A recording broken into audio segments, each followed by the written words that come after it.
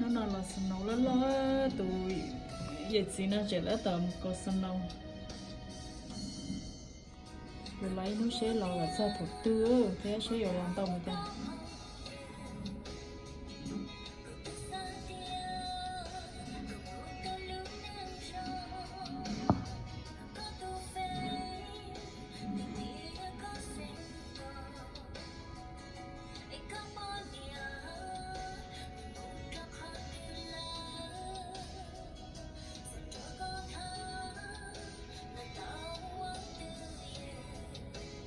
là sân nấu luôn là nó này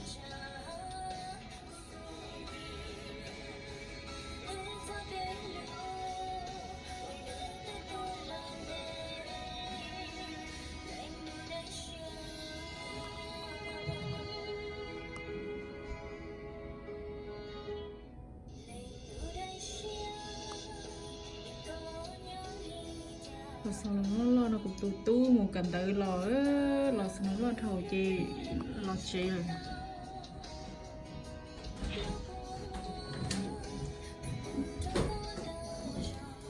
Not seeing it.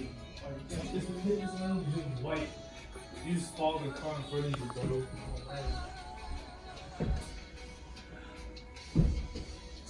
Come on, look, come on. thứ nào đó tao có sao nó khá linh nhá tao thích tiền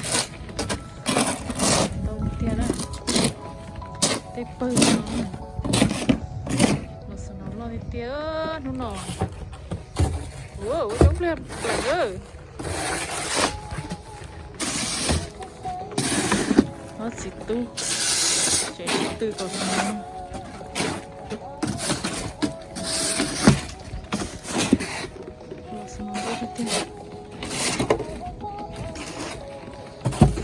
trên tàu lên tàu nọ nữa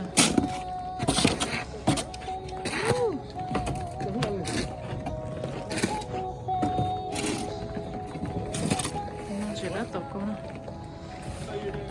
ô lò sườn nấu lò thịt tia liều không nè lò sườn nấu lò thịt tia liều vậy Fuck yeah.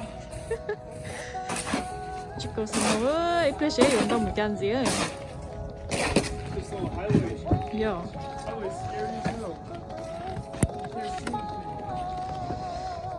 tép pư đỡ pư nó nè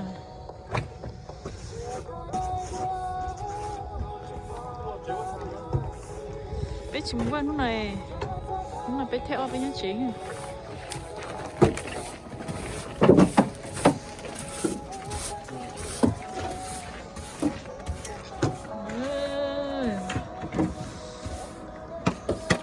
tao đi tiền à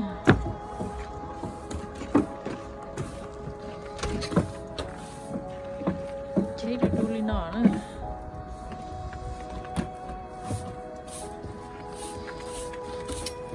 nó sẽ giờ lo xong nó có sao thật thế xong nó mình tao đi tiền đi nè